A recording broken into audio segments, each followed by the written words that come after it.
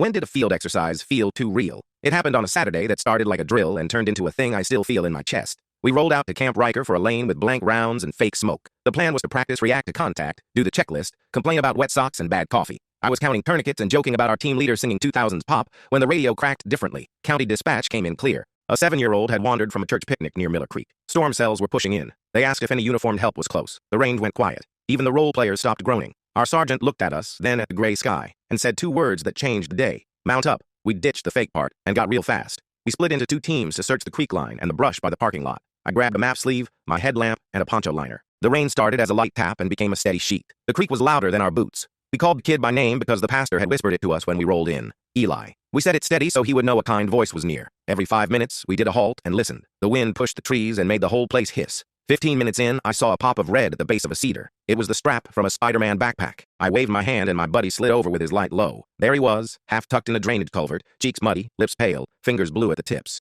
He flinched when the light hit, so I turned it away and talked softly. Hey Eli, my name is Dan. Your mom asked us to find you. Can we make you warm? He nodded without words. We wrapped him in the poncho liner, tucked a foil blanket around that, and I put his cold hands under my armpits. My buddy tore open an MRE heater, poured a little water, and slid it inside the poncho to make a pocket of warmth. I kept him talking about his backpack and his favorite cartoon so he would not drift. The radio crackled that medics were at the trailhead. We moved slowly and carefully, 1 step at a time, keeping him close to the heat and away from the rushing water. When we came out of the trees, the church folks were there, faces wet from rain and tears. A woman ran forward and then stopped, like she was afraid to scare him. She put both hands on her heart. He reached out, and the way they looked at each other made the whole world quiet for a breath. The medic took his temp, gave a thumbs up, and said those were the best legs in the county today. We went back to the range after they left. The smoke grenades looked silly. The fake groans sounded like a school play. Nobody said much. Our sergeant wrote the after-action notes that night and read them to us in the truck. Only one line mattered. Training becomes real the second someone needs you. We stared out at the wet road and let that line sit there, bright as a headlamp in the dark.